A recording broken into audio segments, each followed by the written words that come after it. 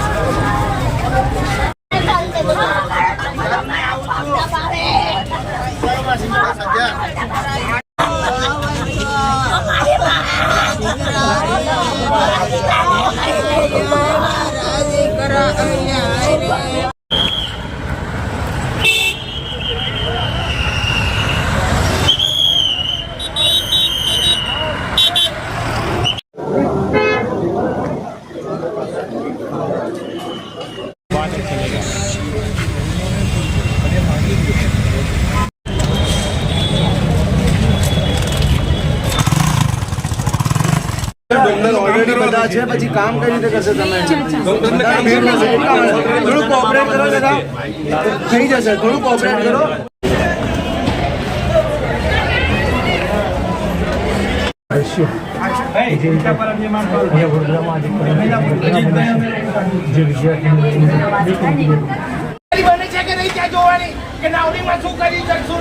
આટલા બધા સ્કૂલ વાળા છોકરા મોકલ્યા નથી અને છોકરા પાણીની અંદર એની જવાબદારી કોણ લેશે? પેસેન્જર કેટલા હોય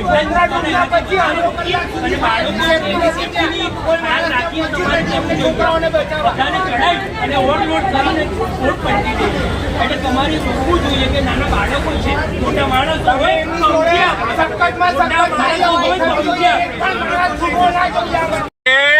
રોડ પર ખોટી ભીડ કરશો નહીં।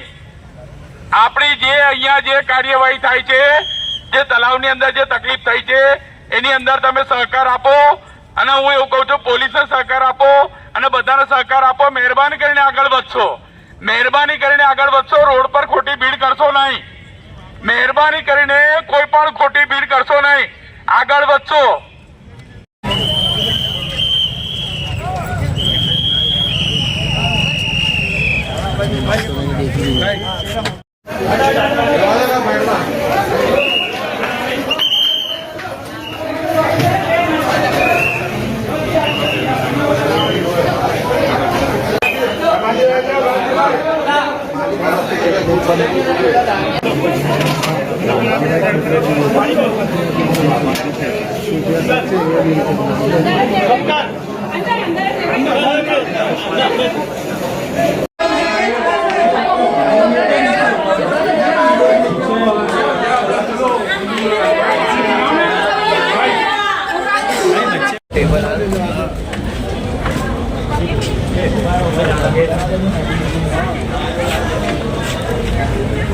રસ્તો કરજો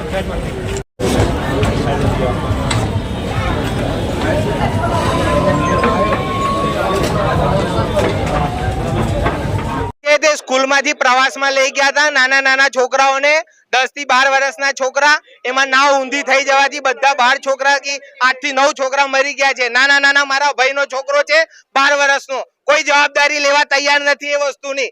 એક નાવની અંદર 12 માણસની કેપેસિટીમાં તમે 25 થી 30 છોકરાને ભરો છો અને એ છોકરાની નાવ ઊંધી થઈ ગઈ, કોઈ જાતની સિક્યુરિટી નથી. એની જવાબદારી કોણ લેશે?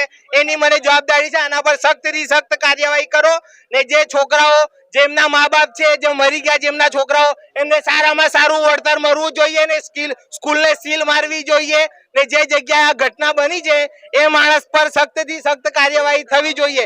એની સ્કૂલના સંચાલકો અત્યારે કોઈ અમારા સંપર્કમાં નથી, કોઈ જવાબ આપવા તૈયાર નથી, કોઈ પણ જાતનું અમને જવાબ મળતું નથી ને અમને અહીં સુધી બી ખબર નથી કે અમારા છોકરાઓને આ લોકો આવી રીતના પાણીમાં બોટમાં લઈ જવાના છે એ પણ અમારા પેરેન્ટ્સને જાણ નથી. એના વગર આ વસ્તુ આ લોકોએ કરાઈ છે. એની જવાબદારી કોણ છે?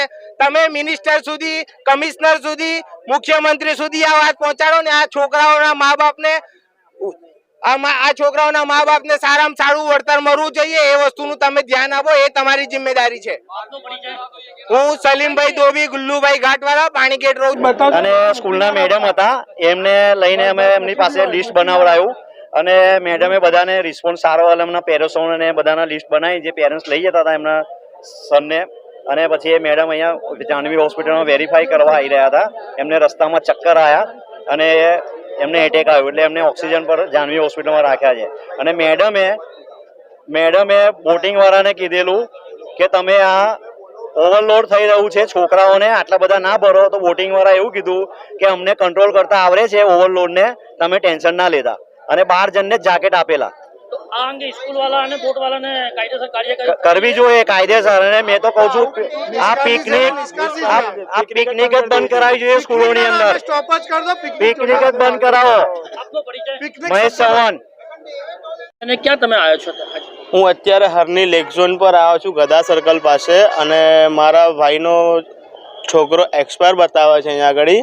એ જે સ્કૂલમાંથી એને સનરાઈઝ સ્કૂલ છે સૂર્યનગર, ત્યાંથી પિકનિકમાં લઈ જવાયા હતા. અને પિકનિકના બહાને લોકો હરની લેક પર લઈને આવ્યા હતા ખાલી. અને એક બોટમાં 20 થી 25 છોકરા બેસાડીને લોકો બોટિંગ કરાવતા હતા. ના કોઈ સેફટી સૂટ હતું, ના કશું જ હતું, ના સ્કૂલના ટીચર જોડે હતા, કોઈ પણ નહોતું. અને બોટ પલટી ખાધી છે, એમાં 20 થી 25 છોકરા એક્સપાયર થઈ ગયા છે. એમાં મારો સન બી હતો. મારા નાના વિશ્વ નિઝામા નામ છે. આપનો પરિચય? હું વિશ્વ નિઝામાના મોટા પપ્પા પ્રતિક એમ નિઝામા. બધા દુઆ પણ કરે આ વસ્તુ માટે, બધાના છોકરા બચે. આપણે તો એક દુઆ છે.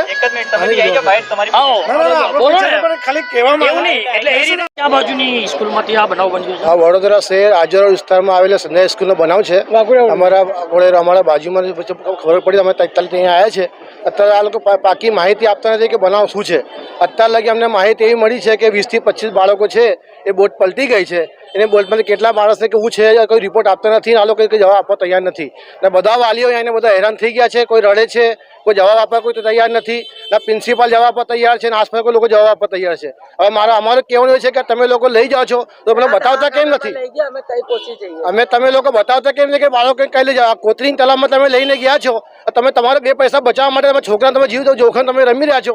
આ કેવું વિકાસ કહેવાય? તમે લોકો આ વિસ્તારના કોઈ કોર્પોરેટર આવ્યા છે અહીંયા? આ વિસ્તારના કોઈ કોર્પોરેટર કે કોઈ અધિકારી અમને અત્યારે મળવા આવ્યા નથી. આપનો પરિચય? અમને કોઈ પ્રકારના કોઈ અત્યારે આ લોકો કોઈ માહિતગારી આપવા તૈયાર નહીં. કોઈ આ વિસ્તારના કોઈ પણ રહીશ કે કોઈ આજુબાજુ કોઈ લોકો કહેવા તૈયાર નથી. આપનો પરિચય?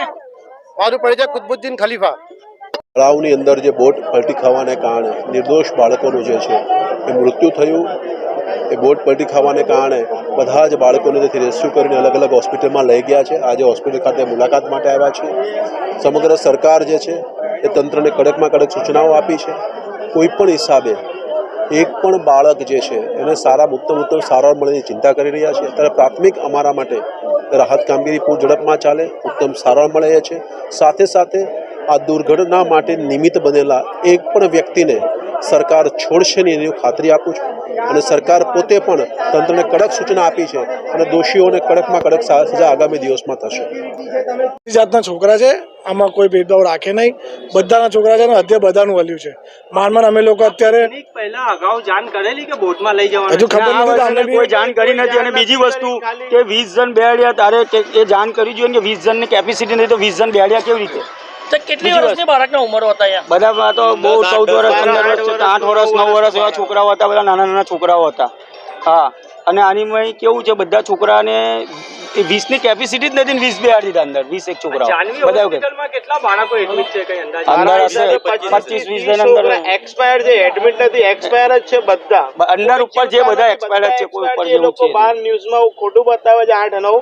હું 20 થી 25 એક્સપાયર છે એનો વિડીયો બી તમને આપી શકીશ. એ લોકો ઉપર નહીં જવા દેતા તમને? નહીં, ઉપર નહીં જવા દેતા. इस वीडियो को लाइक करें, हमारे चैनल को सब्सक्राइब कर बेल आइकन जरूर प्रेस करें